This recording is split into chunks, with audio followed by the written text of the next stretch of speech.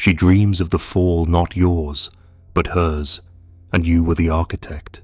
Not through violence, not through force, but through a gaze so still it stripped her name from her bones. You said nothing, you asked nothing, but in the hollow between your restraint and her expectation, something ancient cracked open. She was no longer the maiden, the prize, the mirror. She was the beast waiting to be leashed. You think she wants love, you think she wants kindness, but deeper still, beneath the petals and poems she craves dissolution. Not romance, but ruin. Not comfort, but the tension of being watched by a man who doesn't flinch. She won't tell you this. She can't, because if you knew, truly knew, her softest lies would rot in your palm. So you keep wondering why they vanish. Why submission flickers and dies. Why the more you adore her, the more she evaporates. You are not meant to chase. You are meant to remember. And if this whisper already knows, you let it echo. Like the video. Leave your shadow in the comments. Subscribe. And stay near the silence. You never touched her, but she felt undressed. Your eyes didn't wander, they pierced. And in that silence, she grew restless. Not because she feared what you saw, but because you didn't flinch at what she wanted you to see. The tricks, the charms, the practiced tilt of her smile, none of it landed. You looked and didn't fall. You watched and didn't soften. And in that refusal to collapse, something inside her began to tremble. Not out of shame, out of recognition. You were not another pawn to mold. You were the mirror that wouldn't crack. She enters every room with a phantom crown, made of glances, approval, echoes from weaker men, and most bow before they even speak. They compliment the surface and confuse that for depth. They surrender to the light and miss the abyss. But not you. You see the curve of her cheek and wonder what rage built it. You watch her laugh and hear the chains behind it. You witness the softness and know it cost her 100 deaths to wear. She senses this, and it terrifies her. Not because you judge, but because you don't need her to be anything at all. She is a creature of masks, not out of deceit, but survival. Since the first doll, the first smile, the first lesson in sweetness, she was taught to be adored, not understood. But there are moments brief and jagged where she hopes someone will look past the gloss. She doesn't say this aloud. She punishes any man who tries, but in secret, she watches for the gaze that doesn't shatter when she tests it. A gaze that doesn't praise, doesn't pity, only waits. Like a myth that already knows the end. And so she begins the ritual. She becomes more beautiful around you, but not to seduce, to provoke, to see if you'll fall. And when you don't, her movements grow sharper, more deliberate, more twisted. She says things just to catch your breath, dresses for your silence. She needs to know, are you man or reflection? Will you mirror her fantasy, or will you watch her destroy it? This is the test you never knew you were taking, and the one she prays you fail. Because the moment you yield, the moment you react, adore, or reassure, she wins. And when she wins, she loses all desire. The mask holds no power if it isn't seen as real. The entire spell crumbles the moment you flinch. But if you remain unmoved, if your gaze stays still and surgical, she begins to unravel. Not publicly, not dramatically, but subtly. The voice falters, the eyes dart. A laugh rings out half a second too loud. She is shedding, and she doesn't know why. She wanted to be seen, but not through. She hoped for admiration, but not detachment. And you, cursed or blessed, are the one who sees what lives under the pretty. You notice the rage in her grace, the ache in her control, the wolf in her quiet. You do not mistake her sweetness for peace. You do not confuse her elegance with love. And so she feels naked in a way no man has ever managed. not stripped of clothing but of persona, and she hates you for it. And she comes back anyway, because there is something ancient in a man who sees and stays, who witnesses the theater and refuses to clap, who stands like a statue in the storm of her shifting shapes.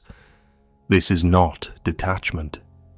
This is reverence without submission, intimacy without collapse. And she doesn't know what to do with it, so she circles you like a beast sniffing the edge of a trap, not to escape but to fall in, willingly, if it proves real. Do not speak too soon, do not reach too fast. This dance is sacred. Every moment she tries to bait you is a prayer in disguise.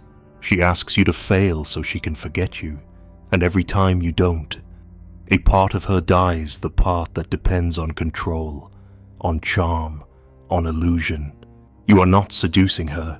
You are killing the parts she hates in herself, and it hurts, and she wants more.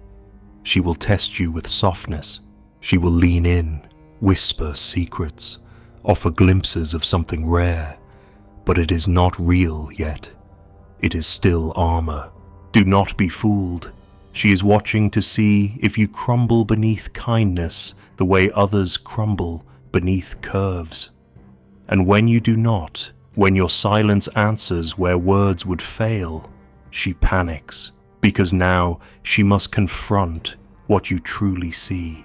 And what you see is not a goddess, not a prize, not a dream, but a woman made of war, a feminine forged from fire and buried under lace. You see the monster and do not look away, and this is the gaze she's been running from and yearning for, the one that names her without claiming her, that holds her in sight without holding her down, the gaze that says, I see your mask, now show me your scars. If you flinch, you disappear. If you chase, she kills. But if you remain, if you witness her unraveling without interruption, she begins to speak in truths she's never dared to voice, not as words, but as gestures, the way her hands still near you, the way her eyes darken when you enter, the way silence stretches long and deep like a wound being licked by fire. This is not seduction, it is resurrection. She is returning to something older than romance, older than gender. The myth of being known without being devoured. And only a man who does not need her can carry that myth forward. You are not there to save her, not to love her, not to obey. You are there to see, to burn through the fog, to stand in the center of her cyclone without blinking. And she, though she will never say, it will tear herself open just to test the gravity of your stillness. She will not thank you, she will not call it holy, but in the midnight of her mind, she will remember the way you did not break, and she will return, again and again, to the space where her mask caught fire. She hands you the mirror with a smile too perfect to trust, and you, if you are foolish, will believe it reflects her. But if you are dangerous, if you are still, you will notice the glass is warped, curved in just the right way to flatter, to seduce, to conjure an illusion that isn't hers, but yours. She gives you what you want to see because she needs to see what you'll do with it. The woman she offers is not the woman she is. It is bait. It is the mask she wears, not for protection, but for revelation. What will he do, she wonders. When I show him the lie he's always wished was true, and so you fall, or pretend not to, and she watches, not for the compliments those bore her, not for the worship that tires her. No, she watches for the flicker, the exact second you believe in the reflection she created, the moment you see her fantasy and call it real. That's when her eyes go cold, because now you are no longer a man. You are a believer, a worshipper, a sleepwalker. And she cannot trust what sleeps. She doesn't want to be adored. She wants to be confronted, not with violence, but vision. The moment you reach to protect the false self she offered, she knows you never saw her. Not really. She wanted a mirror, but not for her image.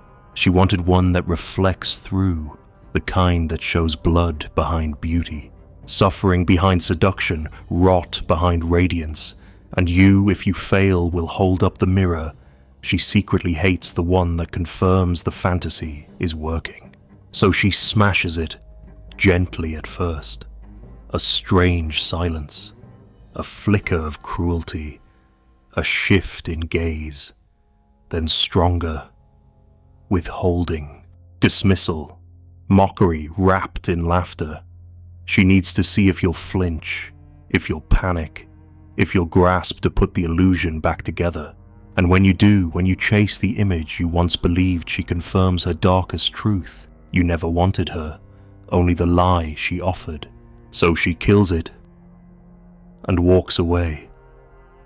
But what happens when you don't chase?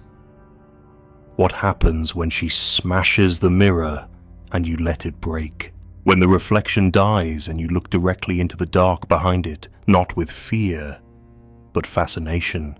That is when the ritual begins. That is when she pauses.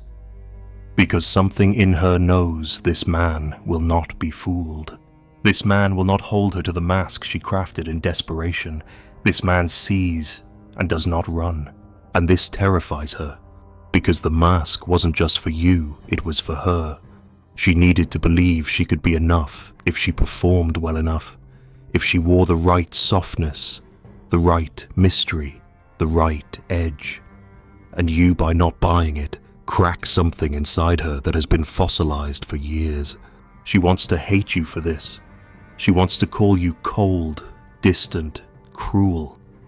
But she doesn't, because there's something in your stillness that feels like home. Not the home of childhood, but the home she never had. The one built on truth so raw it silences performance. She may lash out. She may offer another mask, one stitch tighter, soaked in a deeper charm. But you've already seen the trick. And when you do not play along, she begins to unravel, not in pain, but in awe. You are not trying to control her, not trying to save her. You are just there. Not the mirror she controls, but the one that reveals what she controls no longer hides. Most men collapse the moment the performance fades. They panic when the sparkle dims. They resent the woman for becoming human. You, if you endure, become the thing she thought didn't exist. A witness who sees her chaos and stays seated. She begins to speak, not in words, but in fractures. Her jokes fall flat. Her voice shakes in strange places. Her stories contradict. And you, dangerous in your silence, see the pattern. She is trying to lose you before she loses herself. But you don't leave. You don't apologize. You don't explain. You watch the collapse without fear. And this is what no one taught her to crave. A gaze that doesn't flinch when she stops performing. A man who doesn't fear the dark she hides under her lipstick and poise. A presence that doesn't shrink when the mask burns and the face beneath it isn't pretty, but feral, terrified, alive. She remembers the first time she realized men preferred the lie. How easily they loved her when she was silent, sweet, strategically wounded. How quickly they turned when the wounds bled for real. She learned to hide her storm, to curve it into seduction, to mask it in mystery. But now, here you are not taking the bait, not grasping at the fantasy, just watching, and worse, not judging, not flinching. So she smashes harder, tries to be mean, distant, unreachable, and you stay. Not with devotion, but with clarity. You are not seduced by rage or softness. You are not manipulated by chaos.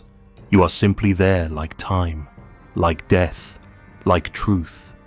And this, she cannot kill. She begins to wonder who she is without the mirror. What remains when the mask is not accepted? What part of her longs to speak without the illusion? and slowly, terribly, she feels herself being born in your presence, not as the girl who needs to be chosen, but as the woman who dares to be seen. Do not confuse this with love. She does not love you, not yet. What she feels is something older, stranger, the echo of recognition, a myth older than her body, a whisper from a life before masks. She doesn't understand it. She may never name it, but she feels it in the stillness, in the tension, in the way you don't rescue her from herself. You are not the mirror she controls.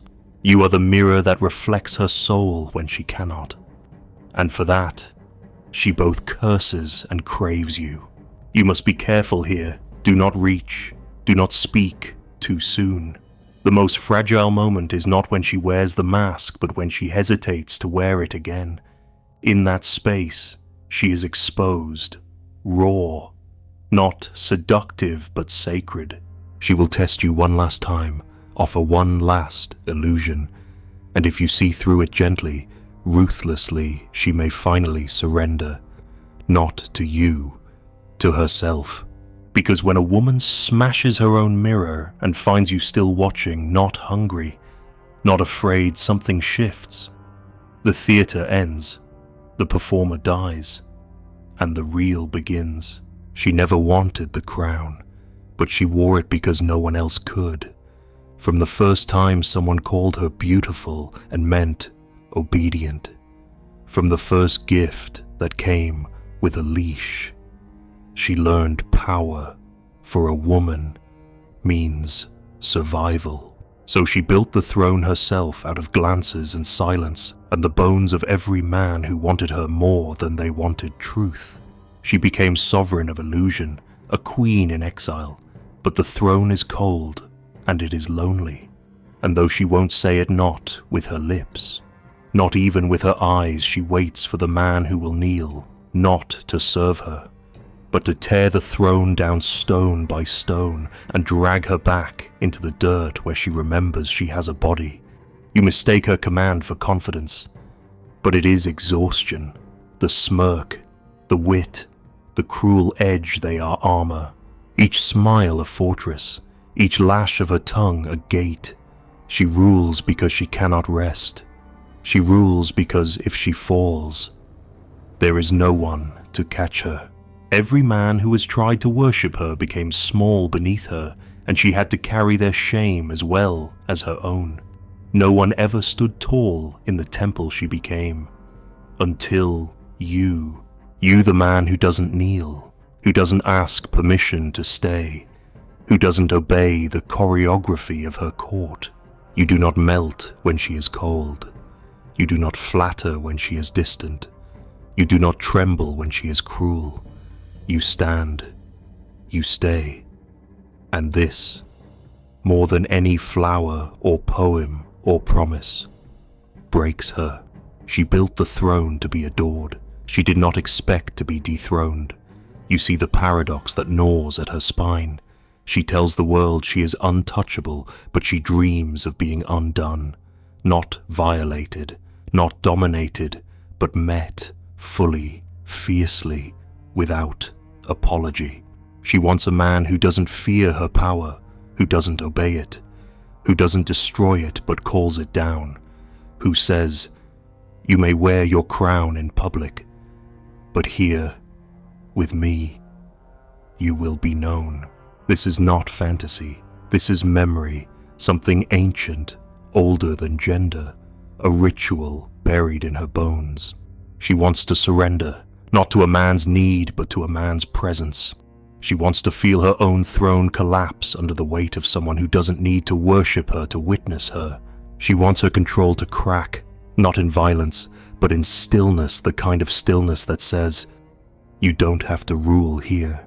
You think she craves your strength, but what she wants is your sovereignty, your refusal to be enchanted, your ability to hold her gaze while she dissolves. The moment you fall beneath her spell, you vanish. But if you stay grounded, clear, unthreatened, she begins to hope. Not for love, not yet, But for the rarest thing a woman in power ever finds a man who doesn't demand she stay powerful to be worthy. So she begins to test you, not like before. These tests are different. She gives you glimpses of the girl beneath the queen. Not all at once. A sigh that sounds too real. A glance that holds. A silence that trembles. She wants to know, can you bear it? Can you hold the weight of her unmasked self? Can you love the dethroned as much as the crowned? Most men flee, or worse, they try to fix her, rescue her, return the crown too quickly. But you, if you are sovereign, let her fall, let her weep, let her tremble, let her burn. Not because you enjoy her pain, but because you do not insult her with fear. You know that the throne is not who she is, it is who she became. And if you wait patiently, ruthlessly, she may rise from the ashes not as a queen, but as something real. Do not rush. Do not name her transformation. That would kill it. She needs space to grieve the illusion, to bury the myth of the invincible woman, to learn that she can fall and still be held, not worshipped, not tamed, held. This is the forbidden desire she hides even from herself. The dream not of romance, but ruin, to be ruined by reality, not broken, not abused, but deconstructed, taken apart by a gaze that sees past the kingdom she built out of fear. She longs for the collapse and fears it more than death. And you, if you stay, become the architect of her return to flesh. But it will not be gentle. She may resent you, sabotage herself, push you away. She will try to wear the crown again, try to command, to control, to test. And when you do not play along, when you neither punish nor obey, she softens in ways she cannot name. Because now the crown weighs too much, the throne scratches, the power she once clung to feels hollow in your presence. Because you do not need her power, you do not feed off it, you see the woman beneath, and you remain. And so she begins to unravel, not that in chaos, but in surrender. And this surrender is not submission, it is revelation. The queen dies, and the woman is born, the one who no longer needs the mask, who no longer needs to rule, who no longer fears being seen. She will never thank you, she may not even stay, but something in her will never forget the man who stood while her throne crumbled, the one who did not reach to rescue, nor run to protect, but simply witnessed her becoming. And if she does stay, if she chooses to remain, it will not be because you made her feel safe. It will be because you made her feel real. Because in your presence, she no longer needs to be a goddess. She can be a woman, holy, human, haunted and whole. This is the desire she hides, not for power, not for perfection, but for presence that outlives performance. She does not want your obedience. She wants your essence, your refusal to play the game, your quiet devastation of her illusion. She wants to be dethroned not by force, but by a man whose silence makes her forget the script, whose eyes remind her what she buried before she knew her own name. And if you are that man, if you carry that gaze, she will collapse at your feet.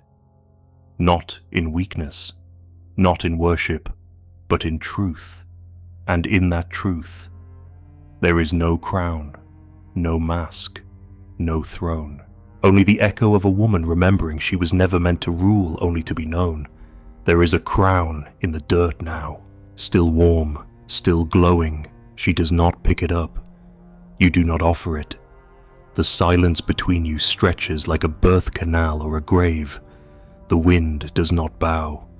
The game is over, and something older is waking. Something without a name,